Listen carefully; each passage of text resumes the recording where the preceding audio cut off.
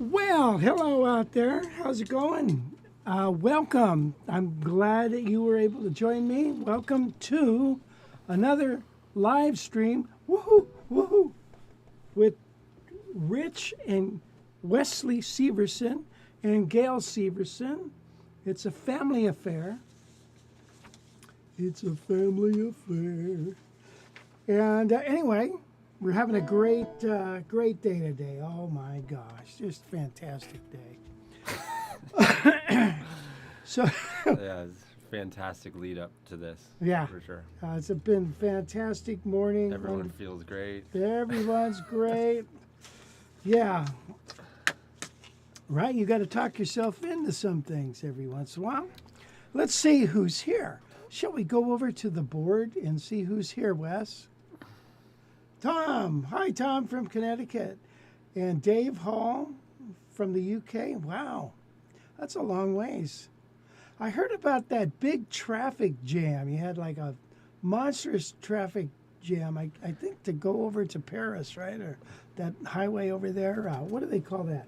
Dover, the Dover Cliffs. Anyway, excellent picture and sound. That's, sometimes you get lucky, Tom. That's all I can say. Eloy Goods, where are you from?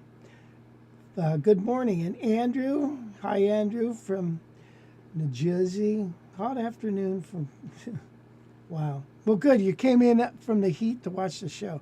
And we've got my old buddy Jim Rolfe is here. And Jim is the organizer of the Bantry reunion of Thousand Oaks, and we're going to be playing a bunch of cool songs. Let me tell you about my baby. I gotta work on that. It's hard to do a D chord anymore. D chord, A chord. And then Kirby, a new friend from Newbury Park. And Kirby, you're going to go to the Bantry reunion as well. Is that true? So anyway, Andrew Herrick, thanks for the suggestion on the Eastmans. I hope you're well. Been watching your videos for years. Well, thank you, Andrew. So did you buy one, Andrew? Did you buy a new Eastman? I don't know. Did you buy something new? Let us know. I'm sure he did. And anyway. Oh, from Rosemead. I used to live, well, not Rosemead. We were in Walnut next to Cabina.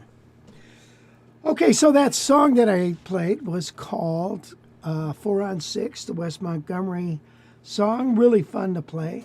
The chords go...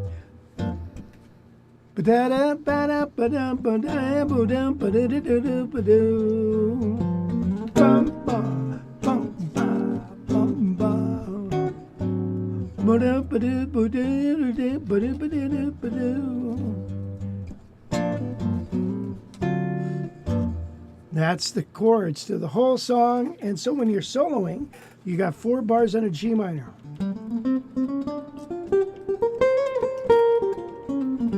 Now, then it goes to C minor. And then to B flat minor.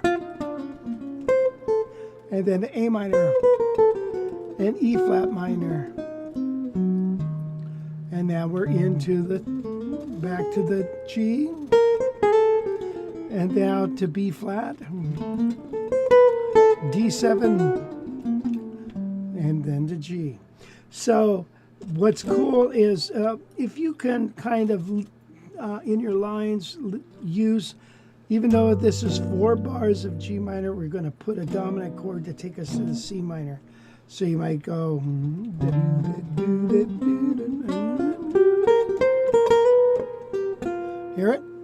and then the C minor.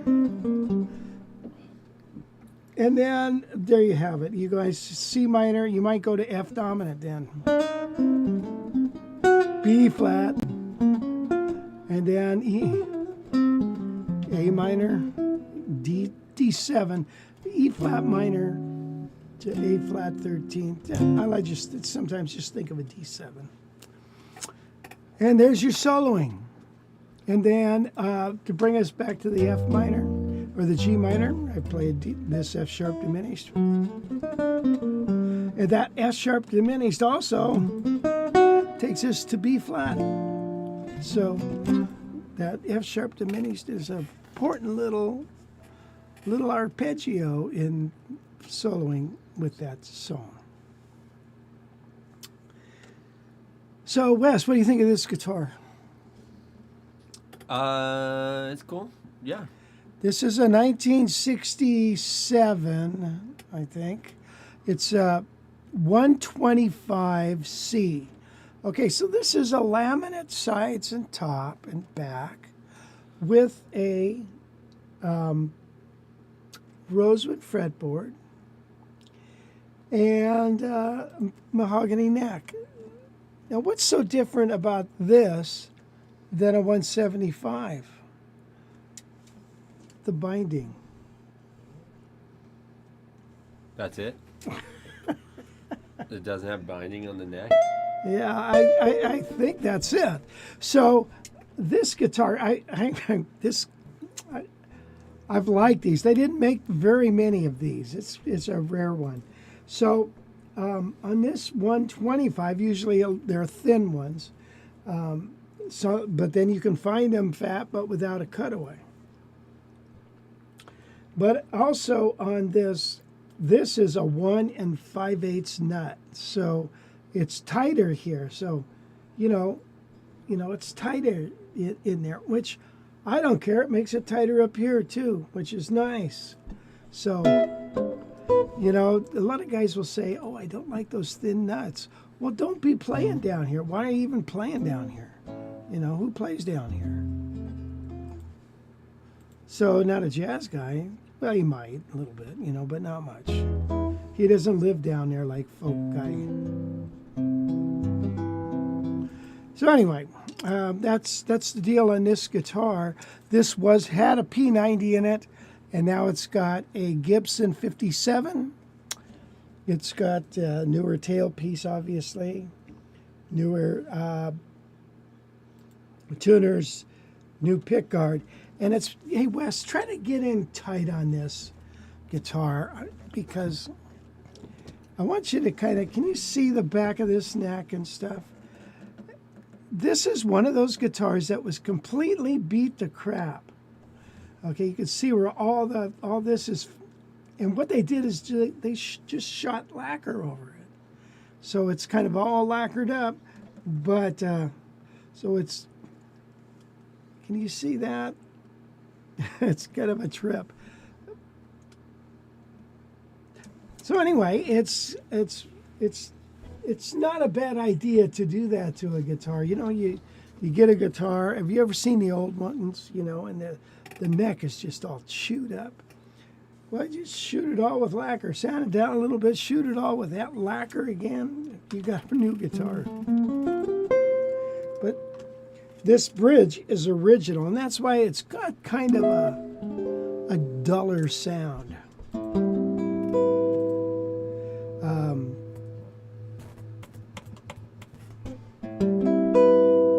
But anyway, there it is. You know, you guys, this thing goes a lot swifter if you start asking questions. Get your coffee now. What did Andrew say? He didn't buy one yet, but I'm looking at an Eastman 503. 503s, you can't go wrong. Okay, it's a nice guitar. It's solid top. You know, you go under that.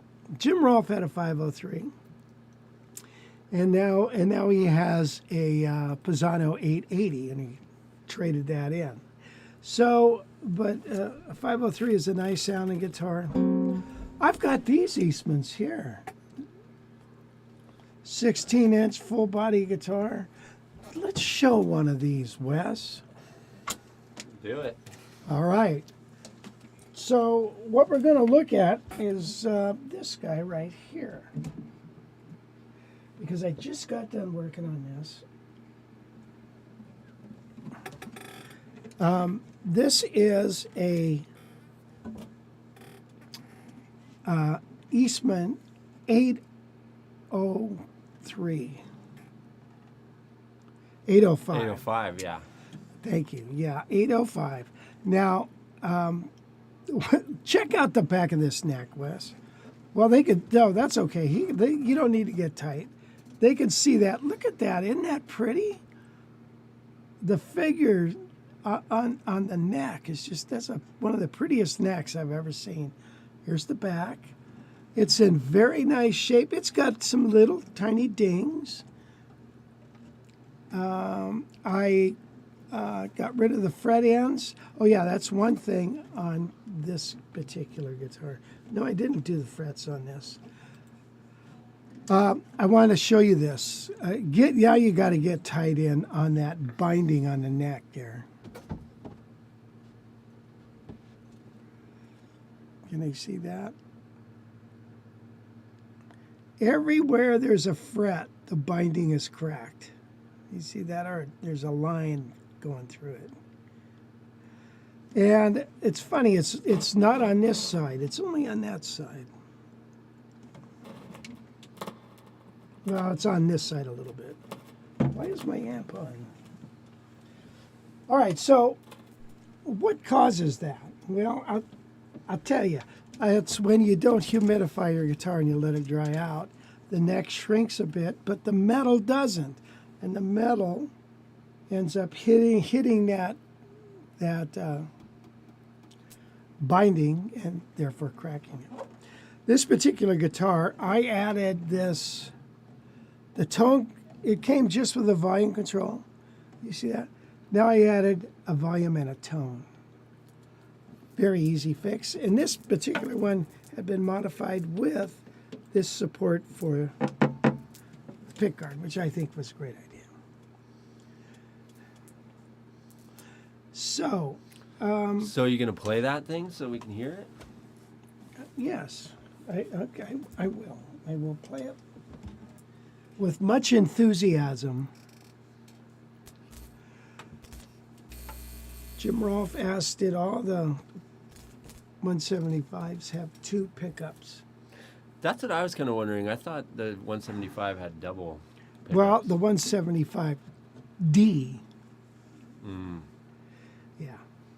So it's just which they made a lot of those. Because, it's supposed to be Mr. Versatile Guitar. All right, so, gosh, here we are.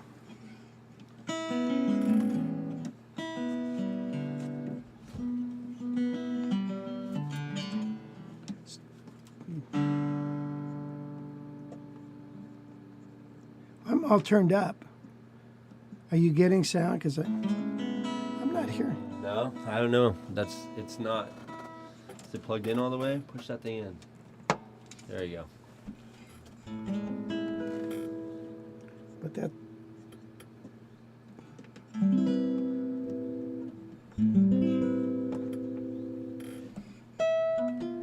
Well, that's all the way up, though, Wes. You might have to adjust that.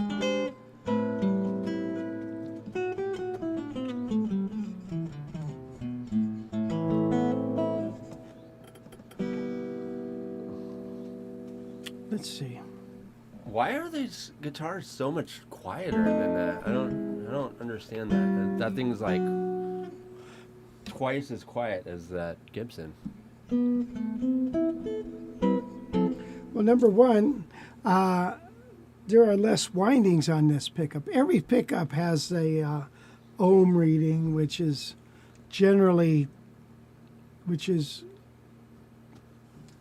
it's the output of the guitar. And so this might be at like 7 or something, and that pickup over there might be at 13. I don't know. So it's almost twice as loud, yeah. So that doesn't mean the pickup's better or worse or anything. It's just different. All right, let's see.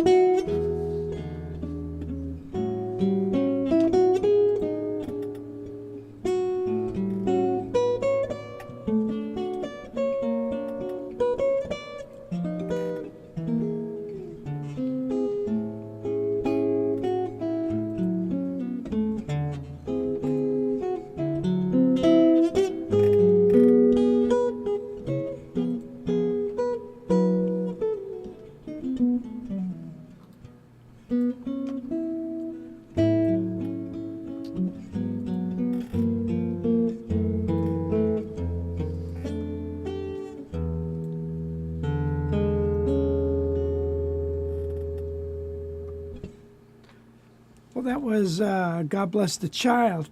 What do you think? Did it sound good on that? I think this is really fun to play. Hey, Wes, kill the feed in. Let's listen to it acoustically. It's very loud. What a trip, huh? Okay, you can turn that back on, please. And so this guitar is 1 3/4 inch nut width. So going from that 1 5/8 was kind of a trip. Little different. Well, what's up, Wes? Not a lot. We got some questions here. Hold on. Trying to get to this. So, Andrew said, yeah, he's not. You read that? He's looking for an AR 503 CE. Is that what you said? Yeah, I saw that. Yeah. But then he had a question. Any tips on preventing small mistakes while performing, i.e., brain farts on the melody, which he said spells out Brian farts. He does? Brain farts on the, maybe there's a little brain fart there. Brain farts on the melody. Any tips for that? Yeah. Well, if you can kind of play it in your sleep, you know, that's one thing. And then, you know, when you perform, I tell you, all it takes is a thought to throw you off track. Like when I was playing just now, and I would look up and I'd see the comments. Now I'm starting to read them, and I'm like, what are you doing? You're supposed to be playing. So distractions, you know, are something else. But you know what? If you want to overall improve your performance, one of the things I think is very important, and that's to record yourself.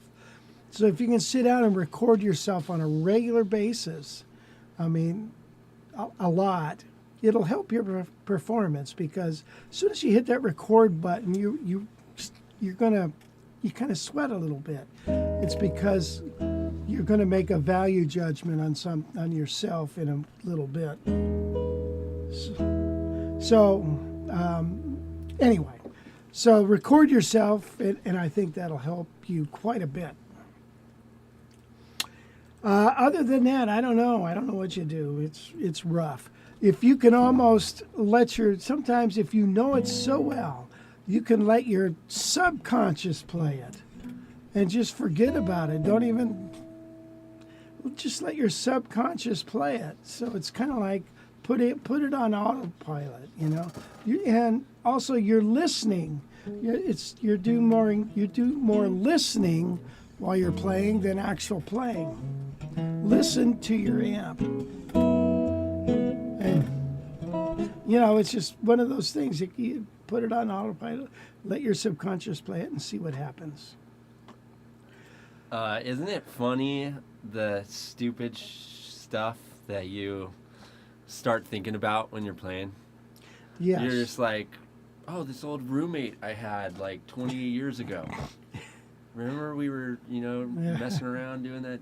It was like, where does that come from? Yeah. I don't know. You know, those AD guys, man, those guys, maybe that's a blessing.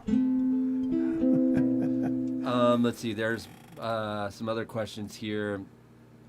Tom asked, Rich, when you improvise, are you thinking more about scales or arpeggios / chord tones, or neither? Neither.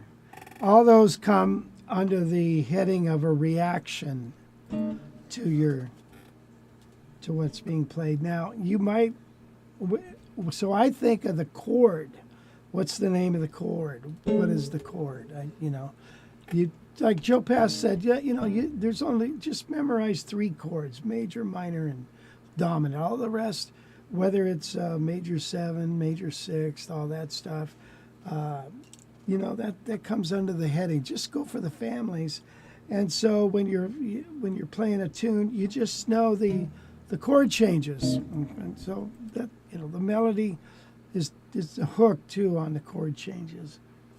So if you can focus on that, I think you do much better. And then you react to the chord being played. And so it might be arpeggio. It might be a scale. It might be, what was the other one? Oh, chord tones, absolutely. You might think to yourself,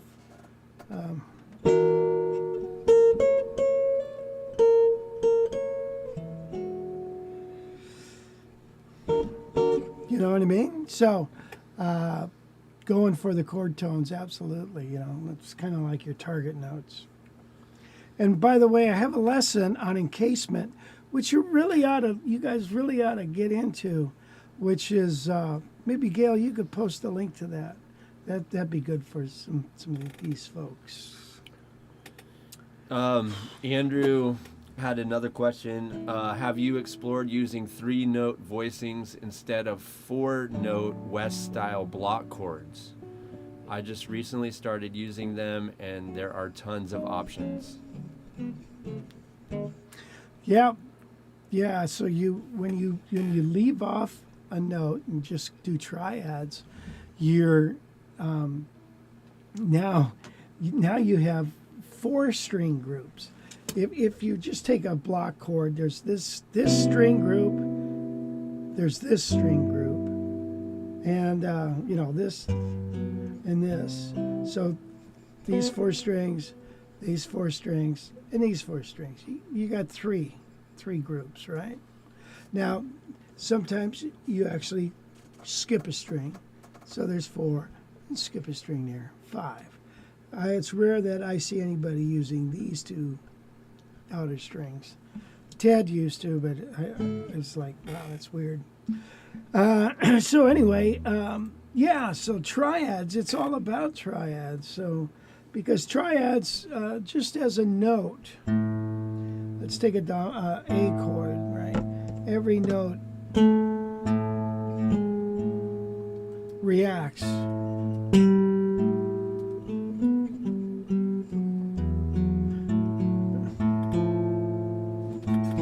Right?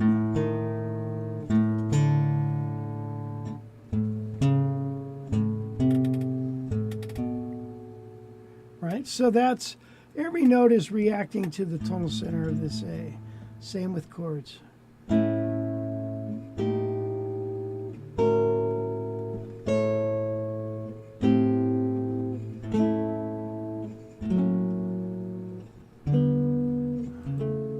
So triads all over the place. Triad City. So yeah, it takes a lot of work to learn your triads. But anyway, we could do a little thing about that, but on the inversions. But we'll do that later if somebody's interested. Jay asked, thinking about an Ibanez GB10, like volute on the back of Ibanez necks. Any info to relate? Well, I had one of those. What about the volute? He doesn't like it? I had volute. I'm not familiar with that until I looked it up on Google right here. Yeah, it's that little piece of stuff there. It keeps your neck from breaking, the headstock breaking off. Whoa, buddy.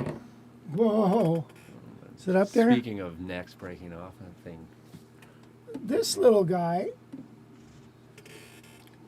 I'm still not done working on it. I just got a pick guard for this.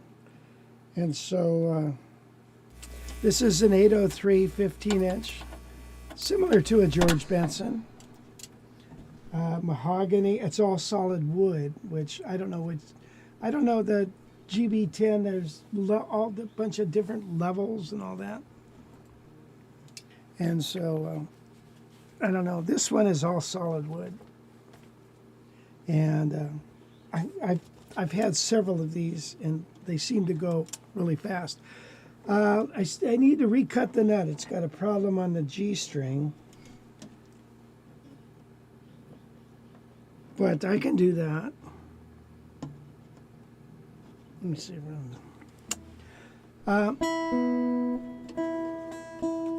What's going on here? Let me take a look here.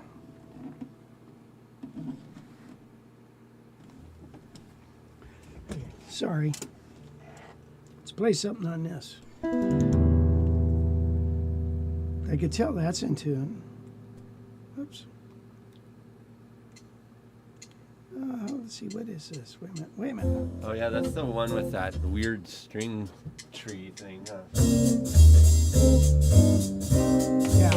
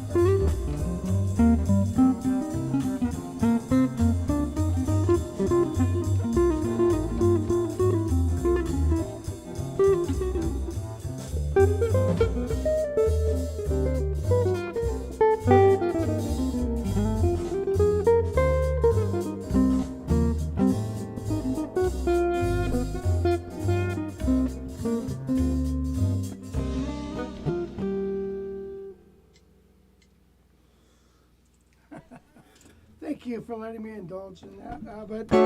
Oops.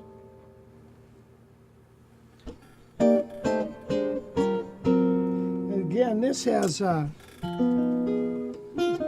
got to fix a couple things, okay? But other than that, I got the action very low on this. Maybe it's just a little too low. Anyway, this I'm going to be offering up soon. I think we did a video on this, didn't we? I don't think we did. We just talked about it on the live stream. Oh, yeah, it's got this cool string tree thing. Yeah. Yeah, that was last week, I guess. Oh, gosh, it's reruns already. Let's see. Mike said that he owns a GB10. It is fantastic, versatile, sounds great, plays great. Tom Cripps, I've been wanting to learn God Bless the Child. I can't get my ear wrapped around the melody yet. Nice work. Listen to a few different versions of it. Like Blood, Sweat, and Tears. I love that. What a production that is. So well, you might try doing that.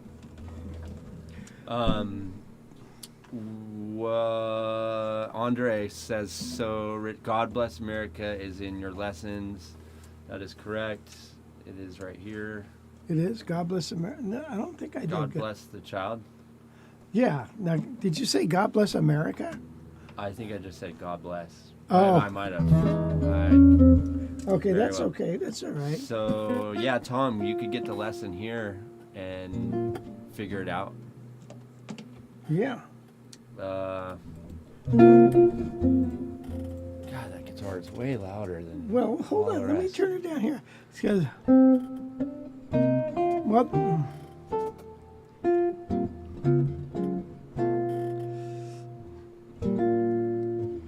Okay. Sorry. Why was I playing that? Anything else here, Wes? Yeah. Let's see. Brazilian Bossa Nova says he videos every gig. That is a great idea. Then you can watch yourself watch yourself on video. Easy way to record. All right. Andre, there's always a transition when you play a tune that you don't play as clean as the rest. That's where you stop and work.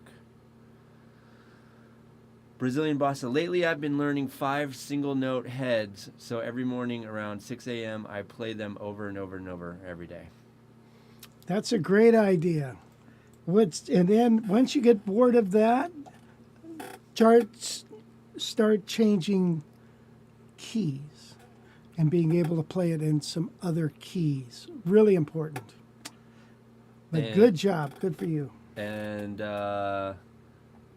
Mark Larkin's Music is joining us from Tennessee. I talked to Mark this morning, and he's hell-bent on getting an ES 165 Herbelis, which is a nice axe. And so we're on the lookout for one for him. Awesome.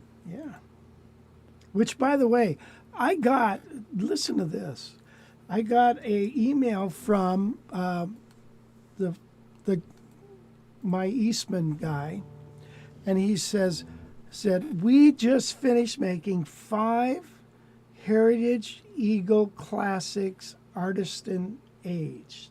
So that means it's made to look older, but not too old. It doesn't look like, like some of those Stratocasters, like they drug it behind a truck, and actually probably did.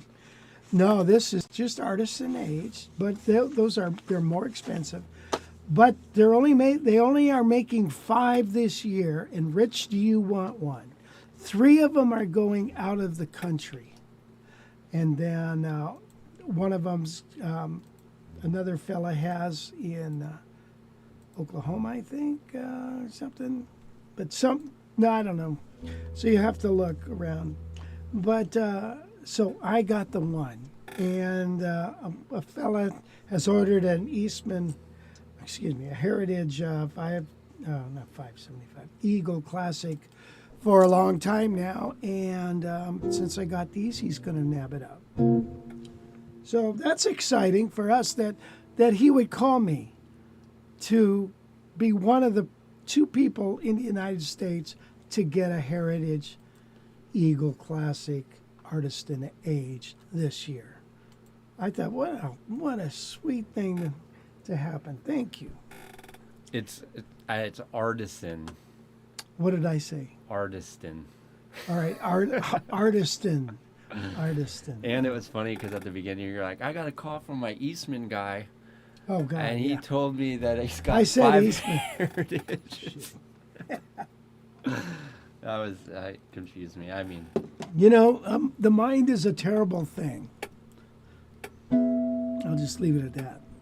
Not only wasted, just a terrible thing to begin with. Wes, you got any news? I do got some news, but can you do that lesson first? Okay. You have a Okay. contrary and harmonized motion. Okay. Okay. Okay already. So here's what I am. You know, when I listen to somebody play, and I have been listening to Bruce Foreman lately, and I really like his playing, and he does a lot of this contrary motion where he, not only just a melodic line, that one, you know, not that kind of answer thing, but more like that kind of stuff. So I thought this has happened to me many times in the past. I learned something that I've heard. I don't learn it note for note. I just learned the concept of it, and then I just kind of do it myself. But so on this, though, I was thinking, you know, okay, let's take this note here, and we're going to talk about an F7 chord. And so I'm going to take this line, and I'm going to move it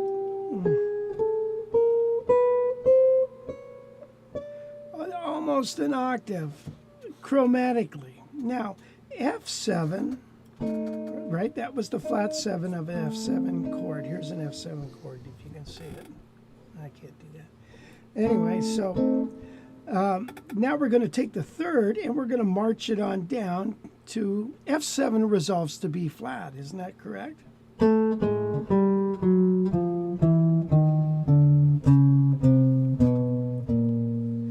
Okay, so I'm starting on A and E, which, by the way, just happen to be the tritone, which is the most important element in a dominant chord. That's what makes it a dominant chord, is the tritone that wants to resolve. Hear it? Right?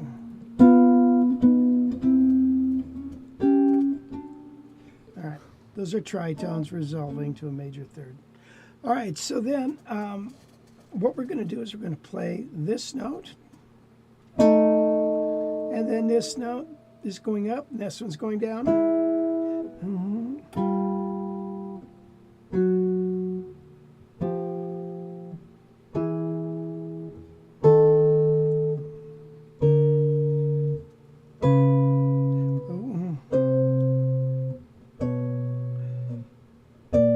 And it's resolution. So now we have this. Now I suppose we could play it independent.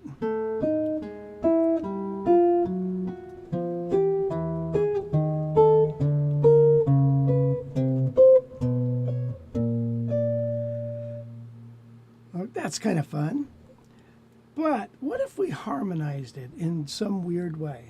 So we're going to start on this F7. And then I'm going to go to that guy. And then this note's going up, that one's going down, and then we fill in the blanks. So we got...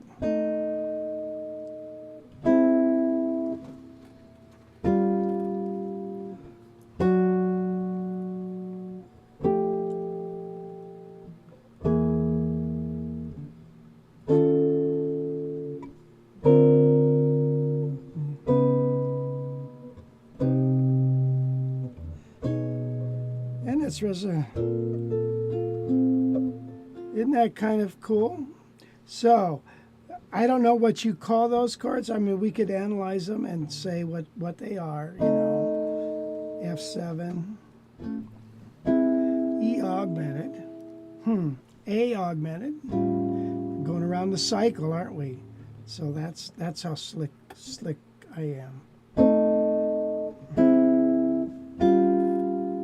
Then, and now we're breaking to F7, to E7, E flat,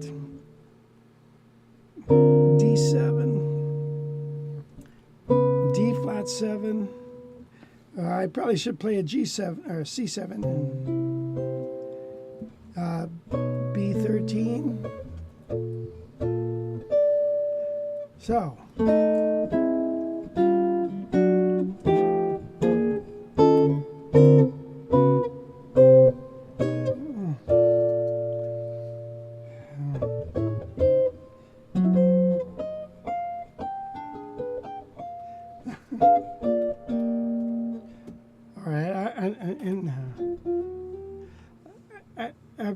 I just thought of trying to play a song there, starting there. That's why I did that. Whoop.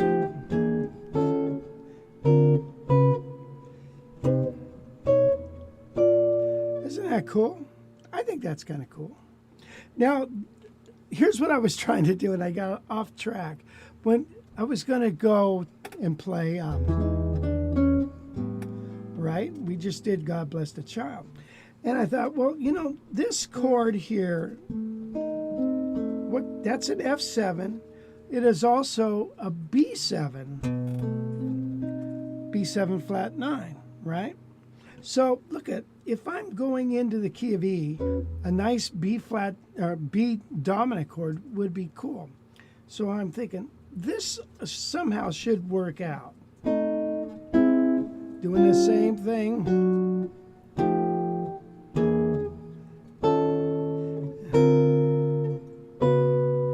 What key are we going to?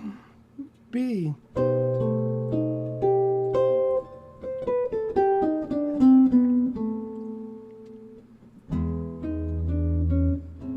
So isn't that weird how that worked out? So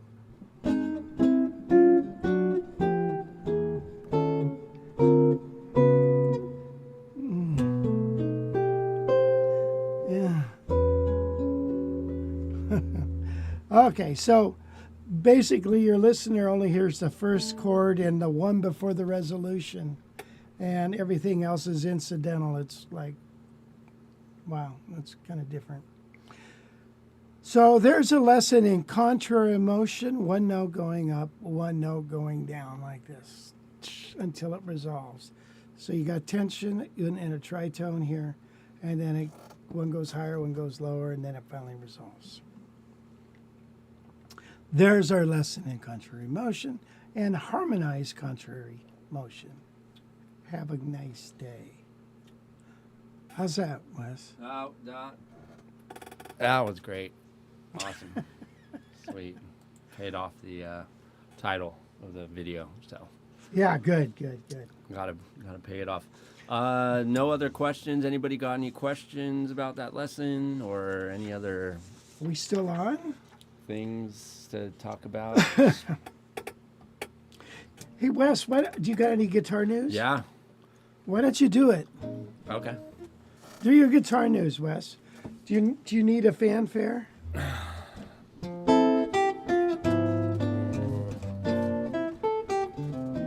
That's old fanfare, isn't it? Oh, is that the intro to Guitar News? Yeah, well, that's Johnny Carson. Oh. What kind of intro would you like? Something bluesy?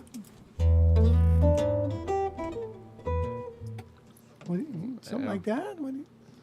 Yeah. Or what do you want? I really want Surf. Surf? Surf, yeah.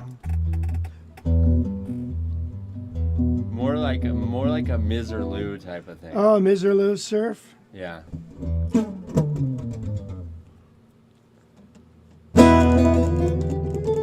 Yikes.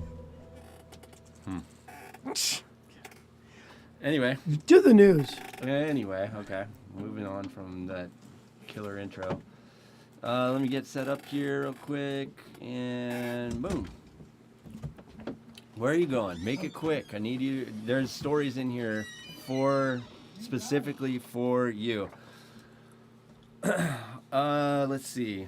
I don't know where he just went, but we will proceed without him. So, troubling news for Fender guitars. Last week we told you about the skyrocketing prices for the components to make guitars and other gear. For example, one component for one of their newer amps went from $3 up to $30. Well, now it appears that those rising costs have gotten so out of control that Fender is reportedly laying off hundreds of employees here in California. The YouTube channel Dylan Talks Tone broke the news. He somehow got word of it from, I believe, one of his buddies, claiming that workers making up the entire afternoon shift have been let go from Fender's Corona, California factory. So I think these were the guys that came in to work at 5 p.m. and then got off around 1 in the morning. These are like the swing shift guys. But yeah, more than 300 of them. This includes the plant manager and the assistant manager and a number of the quality control team. Apparently, the 300 layoffs will reduce Fender's production capacity by 200 to 250 instruments per day. So that's 250 less guitars that Corona factory is going to be pumping out. Dylan Talks Tone says that most employees hardly got any notice, and there was definitely no severance packages. I guess most of the workers got a few days of extra pay. So far, there's been no official statement from Fender, and yeah, so definitely spells trouble, though, for the entire guitar industry. Wow, that is so terrible to hear. But how do you sustain that? How many guitars they make in a day, do you think? If they got to cut out 250, what do they make? I think Gibson, I thought, made about 600 a day. Do you realize how many guitars that is in a year? Oh, God. Yeah, I have no idea how many, but I mean, 300 employees are being let go, so I don't know. You do that. There's an equation there somehow that you can probably figure out how many guitars they make per day, but who knows? That's a big hit. But yeah, like I said, they were paying, some of their components went from $3 to $30. So, right. I mean, you're going to have to cut money somewhere if you want to keep making your stuff. So I wouldn't be surprised if you start hearing more of that in the coming weeks. You know what? We went to Home Depot last night and bought some wood trim. There is a California wood tax, lumber tax. Did you know that?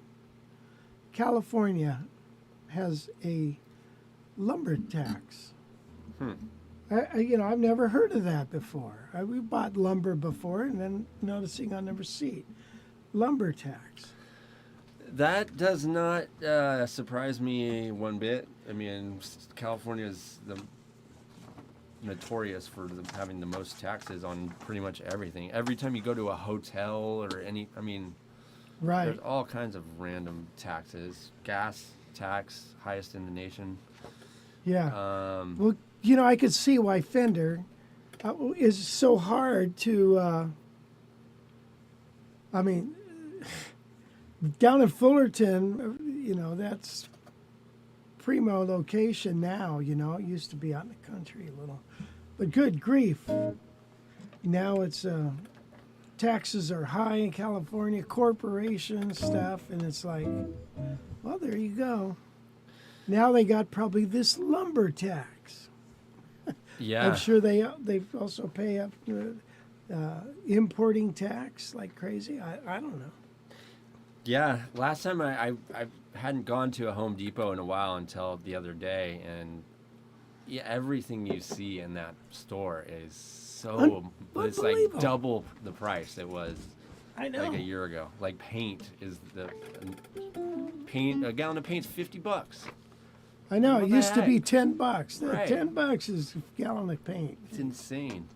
Anyway, so all right, you're either gonna play or I'm what sorry. you Are gonna you do? done with your? Are you? No. You got more news? Let's hear it. Come on, man. You're Well, I'm holding trying out. to get to it. All right, we've talked about Steve Vai on the show several times. The rock Yes. guitarist, always up to something cool or kooky that catches our attention.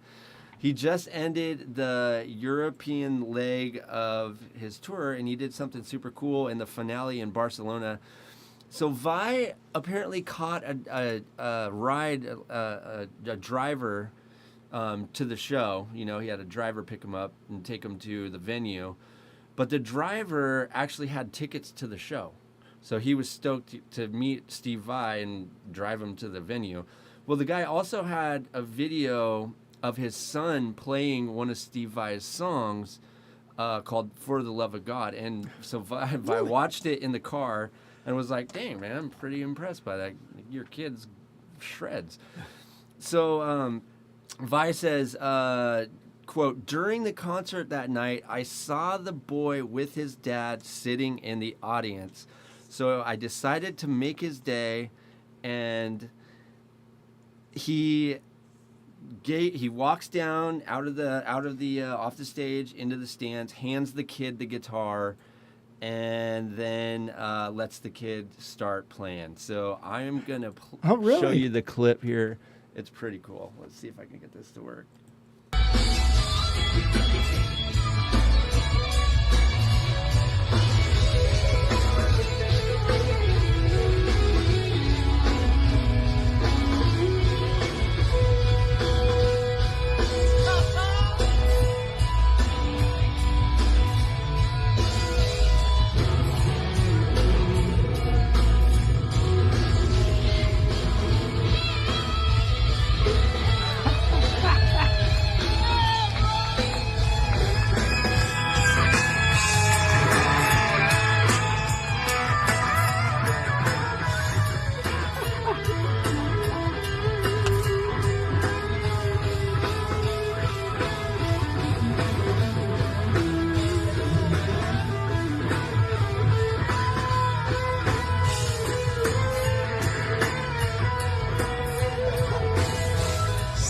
Show, baby.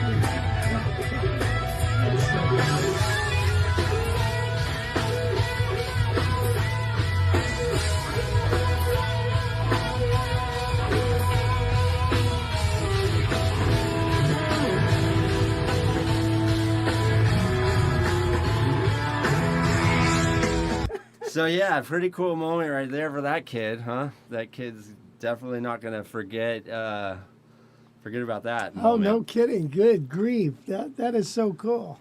That's every guitar player's dream. Yeah, and the kid did awesome. He did. Vi said, the kid kicked some ass on that stage, and I'd have to agree with him. Man, I would be nervous as heck. I love how he even dropped down to his knees to, for Yeah, the right. Yeah, just dramatic. like light it up. So anyway, yeah, so that was how he kind of ended the tour in Europe. Now he's back here in the U.S. He's playing 5 nights in a row, starting tonight in Vegas. 5 nights in a row. Really? Yeah. So. He doesn't sing, does he? No. Do they ever have a singer? I don't know. I don't think so. Vi, I think, is just a Instrumentalist. yeah. I think he just does the guitar. All right, you're gonna love this story because you might have a potential new spot to buy some new gear here. Oh boy. So move over Reverb, music gear retail giant Sweetwater, now coming after your business. Reverb, the online retailer Sweetwater has established its very own used gear marketplace called the Sweetwater Gear Exchange. Guitar World reporting this one. It will be an all-new virtual marketplace that promises to provide musicians with a safe, secure, and regulated platform to sell their used guitars, amps, and other music gear. So it sounds like it will be run a lot like Reverb, but a lot better. Sellers will be able to create their own gear exchange shops and will be able to create and customize their very own online storefront. They will also be able to create their own web address for their stores.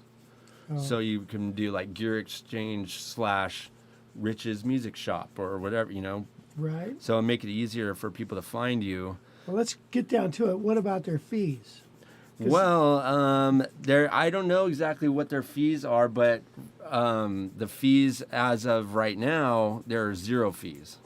So if you get on there now before October 31st, you can sell your stuff for free. Oh. But I don't know the exact percentage, but I'm sure since they're going after Reverb, that's exactly what they're doing. So I guarantee that their fees are going to be, if not probably the same as Reverb.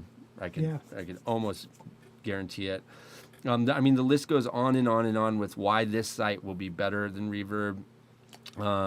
It just has amazing. It just has way more features, and it's almost like they took all the things that people complained about with Reverb and added it to their new platform.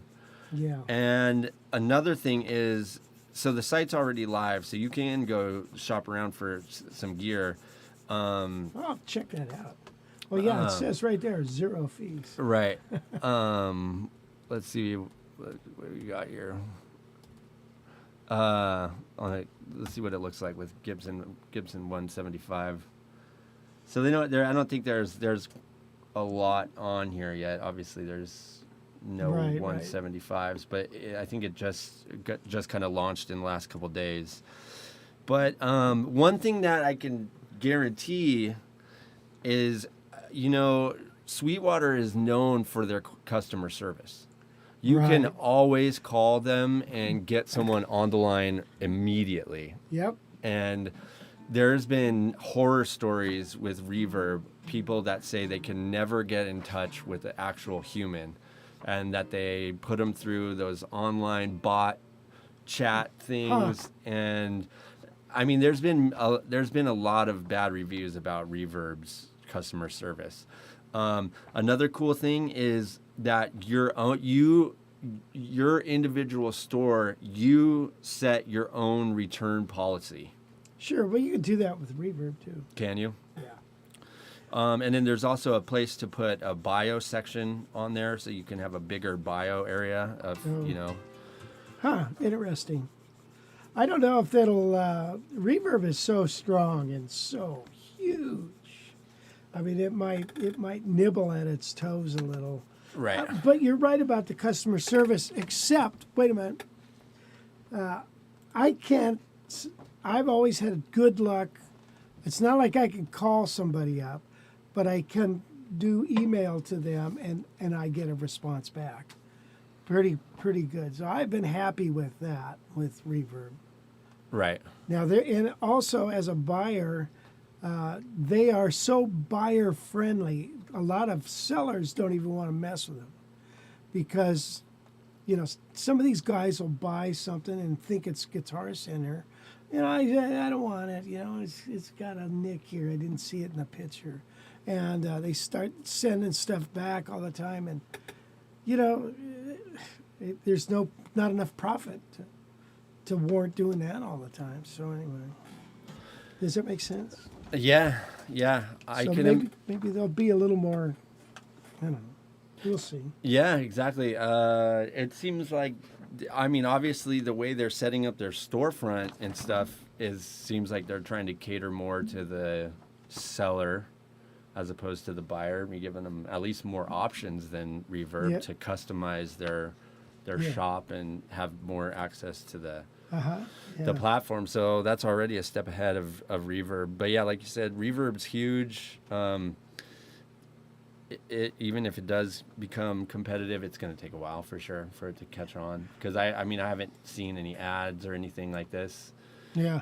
So it seems like we'll probably start seeing Sweetwater Gear Exchange ads popping up on our YouTube, I would imagine, in the next Yeah. week or two for sure. Yeah. Because I'm sure We don't they're- put them there. They just get out there.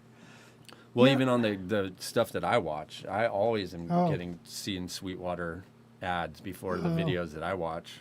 Oh, I see. Yeah. Um, Yeah. which is like I already buy stuff from there, so I mean they just want me to keep buying more, I guess. Isn't that weird? I mean, good gosh. I mean, they have really, Sweetwater has just really taken over that market. And the the prices are good.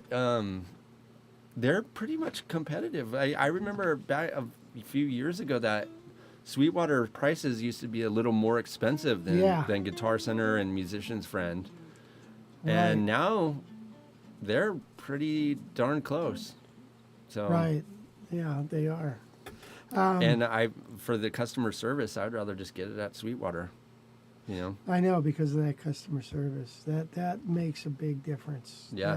That's a big deal. That is a big deal. And then Wow. finally, I got one more stupid. This is so stupid.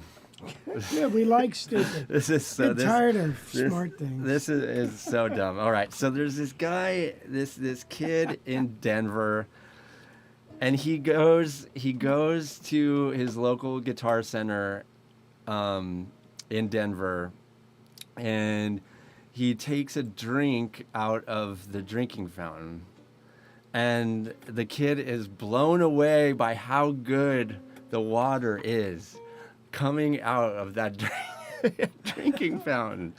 And so the kids got a lot of followers on TikTok. So he made a TikTok video about it, this short little video. I'm gonna kill the sound because it's annoying. But this is what he posted. This stupid little TikTok video. The water fountain in the Guitar Center in Denver got to be the crispiest, most refreshing water I've ever drank. This has got to be the fountain of youth, he says. Well, his post went viral, and now the people at that Guitar Center are saying that people are showing up from everywhere to come try out this drinking fountain. They're coming in, people that aren't even musicians. They're coming in and just they want to drink from this drinking fountain. This new, see how you can see this kind of strobe or this disco what's light? going on with that? Yeah. They just added it because the drinking fountain has gotten so much publicity over the last week. They're like, let's put like some lights around it and spruce it up. Tons of people are making their own videos about this drinking fountain, and the workers are like, yeah, it's weird. This is like a thing. People are coming into the shop, and this is the kid that made the original video right here. And yeah, it's like a total phenomenon thing that That is funny. yeah, people are making their own videos about it. The Guitar Center's district manager learned about it because his son has TikTok and was like, "Hey, Dad, check out this video about one of the Guitar Centers that you run in Denver." And he was like, "Oh, wow!" And then he called. I guess he called the store, and they're like, "Oh yeah, it's been the thing. People are." One guy drove from Oregon. People, yeah, it's pretty. I don't know if you call it. It's stupid. I don't know. It's just people are so weird. Huh. Wow. Like, why people? I just don't get people. One guy, there people are. They said there's other people too that claim that this drinking fountain does have really, really good water. Does it have healing power? No, but one guy says, let's see. You think It was pretty funny. He says, something about, oh gosh, let me find it. It was like a country music kind of thing. He was like, yeah, I was having the worst day. My cat died, and I ran out of gas and got in a big fight with my wife, but then I went to the Guitar Center and took a drink of water off that water fountain, and everything was okay. Gee, maybe there's some kind of weird gas mixing in the water. Yeah, I have no idea, but that's how dumb social media is, and people just seem to latch on to the weirdest things. And yeah, the kid now has gotten a lot more followers out of the whole deal, and yeah. Interesting. Yep. So anyway, there's your guitar news for you. Thank you, Wes. That was pretty good news. Thanks. Mm-hmm. Steve Vai, there's a comment here. Steve Vai, a great authentic man, not obsessed with himself and his heart. That's cool. I'm sure of that. So let's see. What do you want to do now, Wes? Let me read some of these. We've just been sitting around here. These comments. Etsy bought Reverb in 2019 for about $200 billion. So Reverb has a lot of market power and capital. $200 billion? Yeah, I'm sure of it. Jacob said. You have to look that up. Maybe are you sure not million? Come on, billion? The extra zeros. Yeah. I don't know. Jacob said that he just skimmed the foam off of his coffee. I've been doing that, but I noticed if I have a week, if I don't put in enough coffee, then if I don't skim it, then it makes the coffee taste good. So, yeah, I go back and forth on that. Sure, when you skim the foam, the press goes down a lot easier. Yeah, 275 million according to this. Million, yeah. Yeah, Okay. according to Google. Well, that's a chunk of change. Yeah. Yeah, so good God, man. I remember when they started. I remember seeing them with a 110 by 10 booth at the Dallas Guitar Show. Competing with eBay. Well, what I think would be good for a site? There's a site for cars called Bring a Trailer. And what's cool about it is when you get to the end and somebody bids on something, the clock moves back 2 minutes. So somebody else can now consider doing it. Like eBay, where when you bid, you want to get your bid in at very last, try to snatch it away. So I think, there's validity to the auction sites. It's kind of exciting. But on the other hand, the site that doesn't, like Reverb, that's cool. But I thought if they had one where you had great customer service, just dedicated to guitars and musical instruments, customer service, the ability to bid, not just make an offer, and the ability to make an offer, and then there's room for good company there. Am I right? Yeah, for sure. Let's see. Tom said, just a recommendation for an excellent book, Play It Loud, A History of the Electric Guitar. Yeah. Very well researched and written. Well, that'd be fun to get. Thank you for the... Tusima, Heritage guitars were about 4.8K in Germany. Now they're 6.2K. That's a good, good leap. Here's a question for you. About learning tunes / melodies in different keys. I learned Lullaby of Birdland by ear in C/A. Then realized it was not in the original key. It was a good thing because I had to learn it in A flat over F. Oh. Maybe that's not a question. Sorry. Comment. Let's see. Andrew says, if Mark is looking for an ES-165 Herbellus, he may want to check out the Aria Pro 2 PE-175 Herbellus, posted for sale on the Jazz Guitar online forum. Great guitar and at a great price. Yeah, I had one of those before. And one of our students has one. Sounded real nice, played nice at the camp. And yeah, those are nice guitars. What do I have? Yeah. So, yeah, but I think Mark's got his heart set on 165. That's just no two ways about it. With a mounted pickup. So, anyway, so. Danielle says, this video motivated me to look at God Bless the Child. Just looking at the first two bars, I like the way the melody lands on the A flat 6 and then on the A flat major 7. Robin is here. Robin Riggs. Hi, Robin. My Sweetwater rep called me yesterday to say they still don't have my guitar. That's what I call world-class customer service. Yeah. Yeah. Yeah. It would be like somebody, you know, from UPS calling, by the way, we're not going to be delivering your package as promised today. Well, thank you for the call. Yeah. Yeah. So, yeah, that's funny. Oh, yeah, there was one other thing. One person, where was that? Who was it? I think it was Mark Larkins.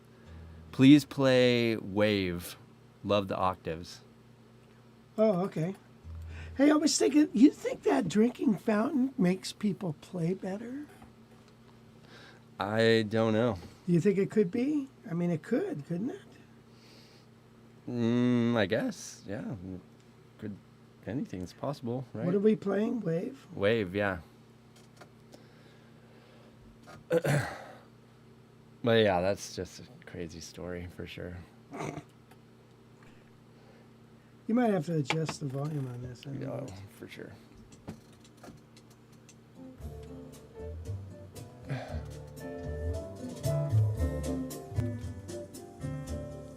Is that good?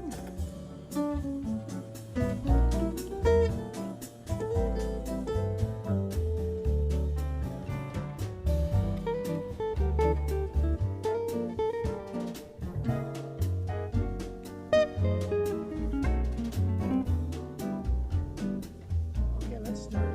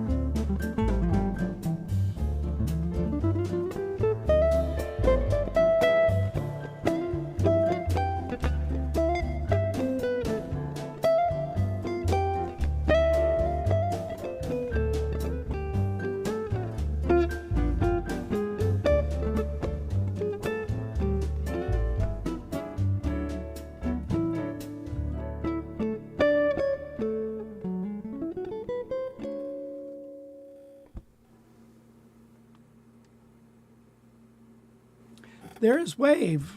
Hope that sounded okay. So, what was I going to mention? Oh, you know what, man? Like the end of that song, D minor to G. So you look at that, that's key C, right? C major. Remember how we did that exercise where you did a, I called it a modal fingering on the 3rd and the 7th in the key? Remember the 4 and the 5 were major? Right, the 6 was minor, 7 was modal. And the 2, of course, is minor. And combining those,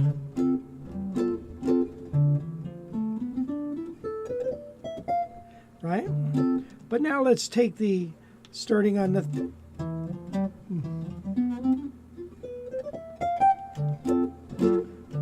hear it?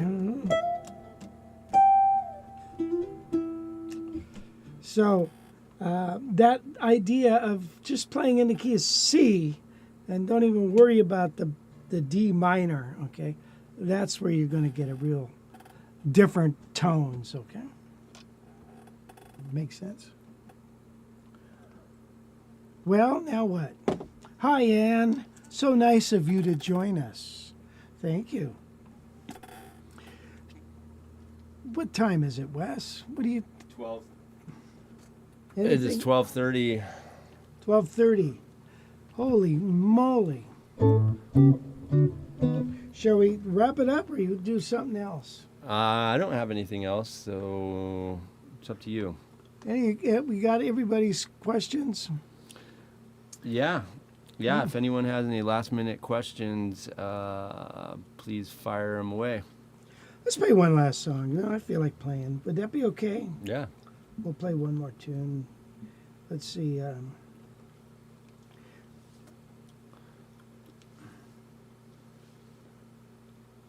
I'm looking at the menu and I'm not hungry. How about Brazilian bossa nova, who I believe is Eddie? Oh, Summer Samba? Summer Samba. I don't know if you want to throw that in there.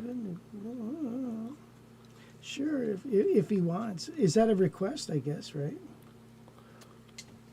Oops, wait a minute. Hold on, Wes. Wait a minute.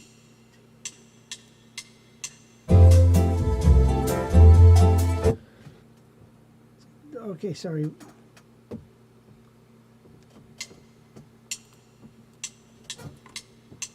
Let's go back to the other. God darn this thing. What? How did I get over to the O's now? Hold on, sorry.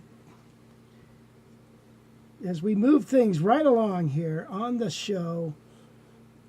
Telling you, this is my favorite part of the show is you dealing with your stupid player thing that I never get a hold of.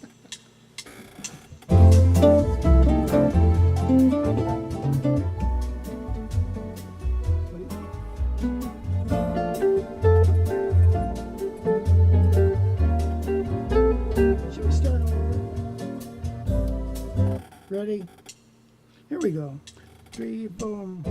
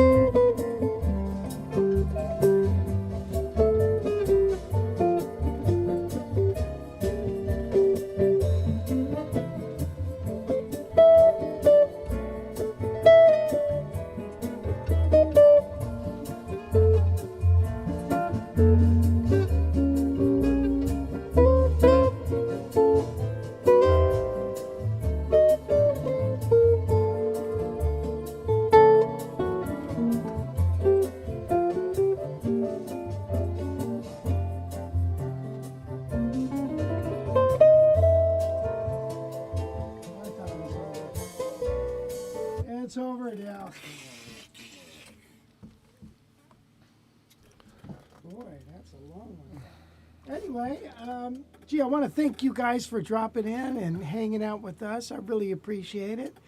I hope you have a getting the end of summer pretty soon, but I hope you have a wonderful summer and enjoy the heat. Embrace the heat. Easier said than done. Do we have anything we need to address on here, Wes? No, I think we're good. Unless someone has a last minute question, better hurry.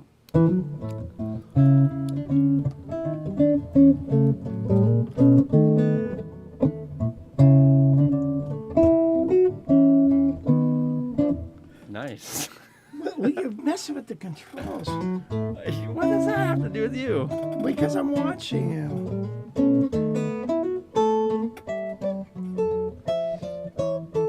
I gotta blame it on something. That's who's playing guitar? Who's the guy, the goofy guy on that show? Barney. What? Oh yeah. You got Barney on guitar?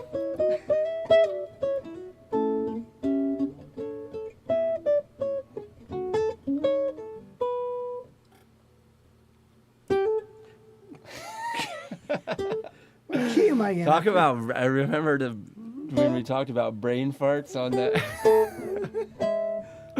Boy, that is. You know, that lesson's available on Guitar College Library. If you want to pick that up, you might want to grab that. Sorry, guys.